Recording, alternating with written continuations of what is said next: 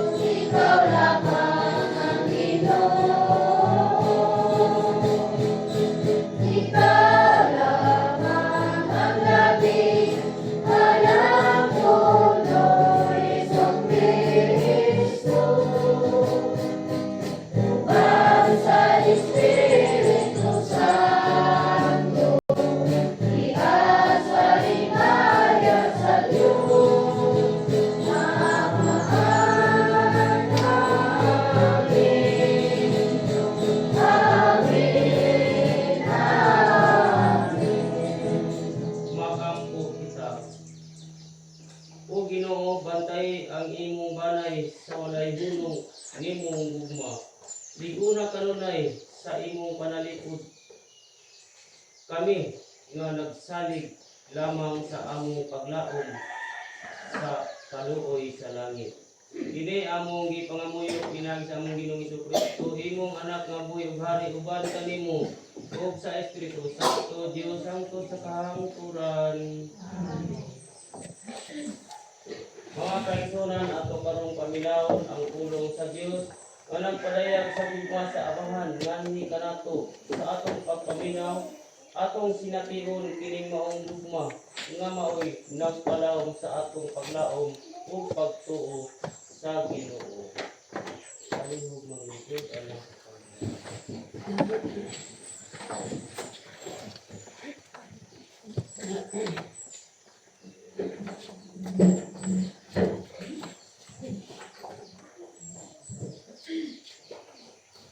Padayag dinhi sa iyang katawhan. Kining ikaduhang Domingo sa Pebrero o karong Domingo gihatagan kita ni Jesus ug nindot kaayo nga description kung kinsa ang mga tinuod nga Kristiyanos. Sumala niya ang tinuod nga nagpuyo sa kabuton sa Ginoo sama sa asin o kahayag diha sa kalibutan. Ug inyong mabantayan ang asin o kahayag. Dili baligho nga mga simbolo. Tungod kay kumon kini ug dili ra nga masabtan sa atong pinulungan. Pero bisan pa man sa kaordinaryo niining mga butanga, dili usab nato ikalimod nga ang asin ug kahayag nagahatag og importansya sa atong pang-adlaw-adlaw nga kinabuhi. Ang asin usa ka espesyal nga kasangkapan sa pagluto.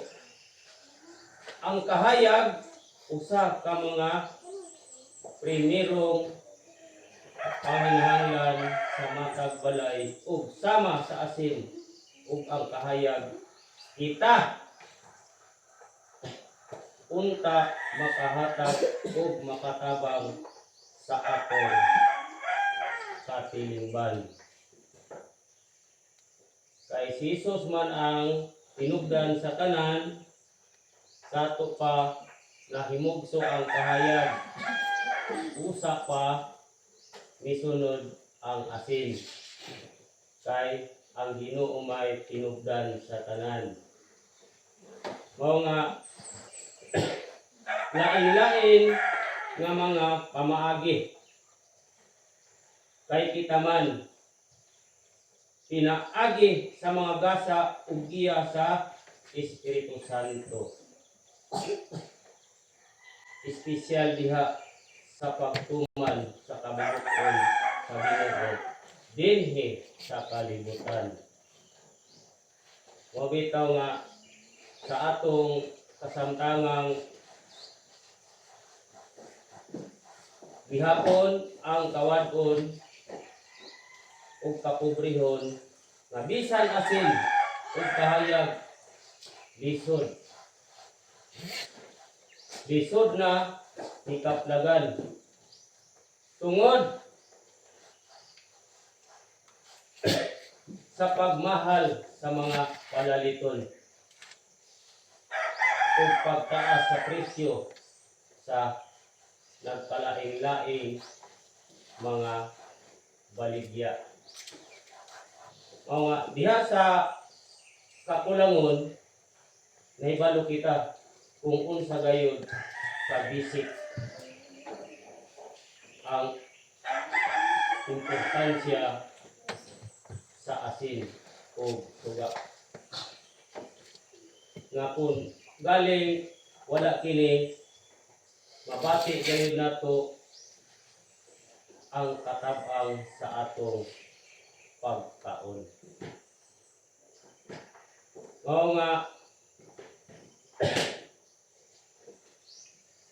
sa palibot isip mga Kristiyanos, uban sa tawag ang paghatag og lami ug kahayag sa katilingban. Gidapit kita nga musabwag og kalipay sa uban, dili kalisod. Giawhag kita nga mupaambit og kadan-agan sa uban, dili kangit-ngit. Kay gitawag man kita sa Ginoo nga asin ug kahayag, ug ang kahayag ug asin nga atong naambitan mo ni ang iyang ipasabot. Kay kita mga asin anaa sa katamis, mausab kita nga katawhan nga nakaambit sa maong kahayag. Ang gusto sa Ginoo ang atong na angkon bilang mga Kristiyanos, iyang ipaambit usab ngadto sa atong mga kaigsuonan ang atong naangkon nga kahayag ug kaalindot sa timplada sa asin. Kay kita ang katawhan, gihimo kita, giawhag kita sa Ginoo nga mga asin alang sa atong mga kaigsuonan. Kadtong mga tao nga anaa nagpuyo sa kangit-ngit, bida-bida sa pagpakasala. Kita ang giawhag mga Kristiyanos aron maengganyo sila sa pagbalik sa sabakan sa atong labaw makagagahom. Unay mga pagtulunan nga gihatag kanato sa atong labaw makagagahom karong Dominguha. Ang nagkalain-lain sa disyon sa matag adlaw nga Domingo nga gisabwag sa Ginoo, nagkalain-lain yan sugyot aron ang katawhan makaamgo sa ilang kaugalingon, ilabi na kini kung nalulong na sa maong mga bisyo. Kay kita gidapit nga mamahimong kahayag, kabahin nini ang pagkahimong giya ug ihimplo sa uban. Kay kita man ang magtotoo, kita ang Kristiyanos, mao nga gihimo kita sa Ginoo nga mahimong ihimplo nga diin sila makasunod.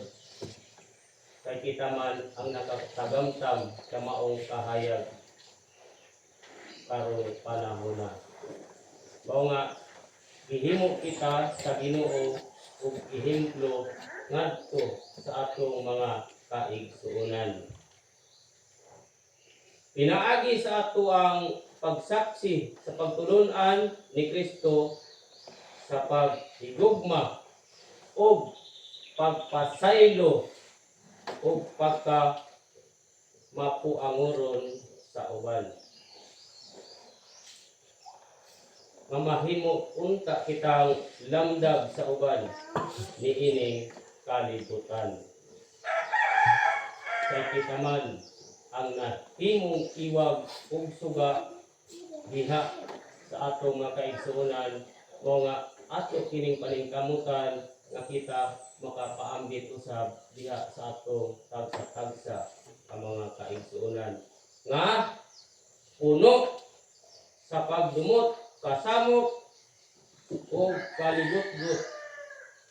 Dugang paniini ang kahayag nagatubad usab ug abiso ug warning nga kung adunay peligro kitaon ka maoy muagak sa atong mga igsuon palayo sa kasamo. Kay kita man ang nakasamo. Kita ang mugiya sa atong mga igsuon gikan sa atong pagka-Kristiyano. Aduna ra bay lain pod nga imbis ang tao ibulag sa kasamo ako'y uban nga mugiya ipaduol na hinuon ngadto sa labing kalibot-got ngadto sa uban.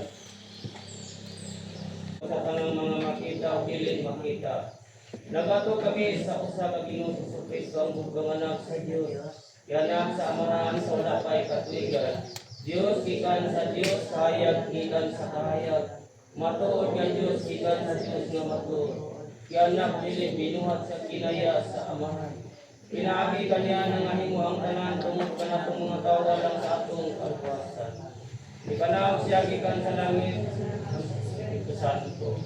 Nahimo siyang ilawat gikan ni Maria nga ulayog na himong tao. Tungod kanato ilan sa krus sa sugo ni Poncio Pilato. Naganto siya ng matay gilubong sa katulungan daw na bangon siya aron matuman ang kasulatan. Isaka siya sa langit ug nagalingkod sa tuwa sa amahan. Mubalik siya nga may mayaw ng paghukom sa mga uyog sa mga minatay. Ug ang iyang ginarian walay katapusan.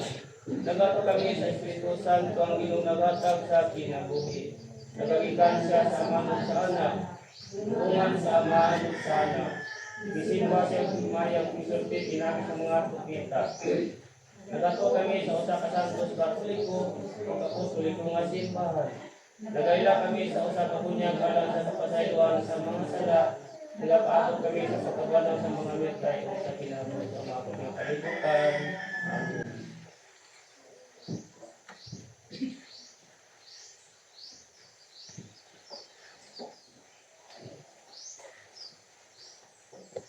Mga igsoon, si Kristo ni Andre sa kalibutan aron paghatag kanato og kinabuhi. Mudangot kita kaniya kay siya ang atong mahimong giya paingon ngadto sa Dios Amahan. Mag-ampok kita diha sa pag-ingon, Ginoo, patalinhugi kami. Ginoo, patalinhugi kami.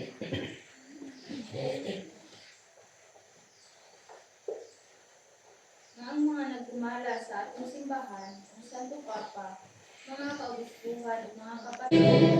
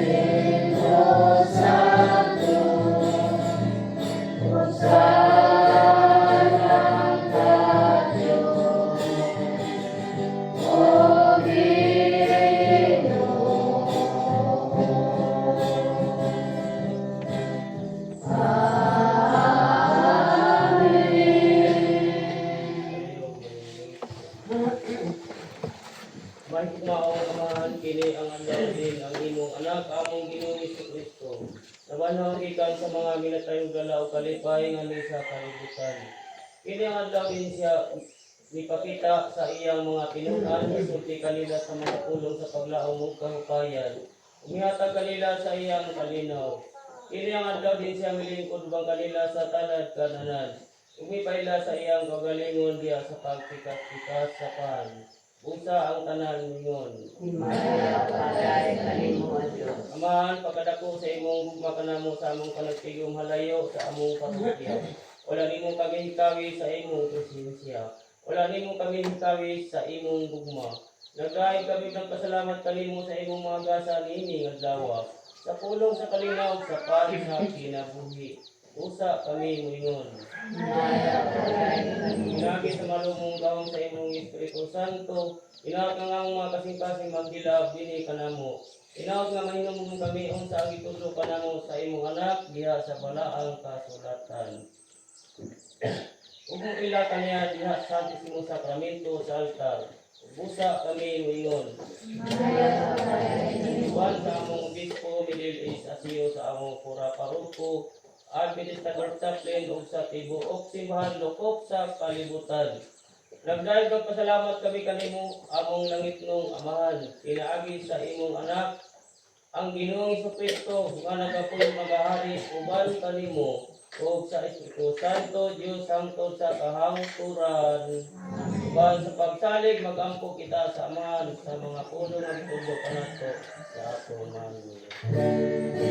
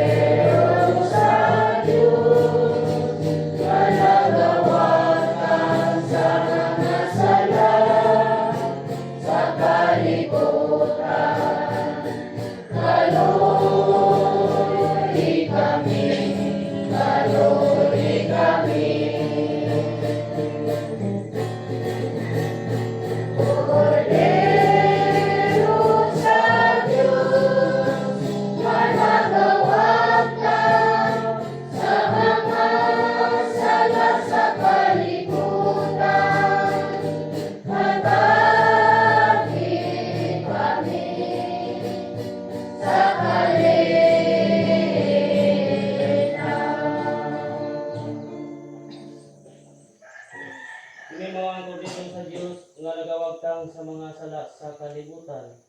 Bulan ang gidapit alang sa panihapon sa Ginoo.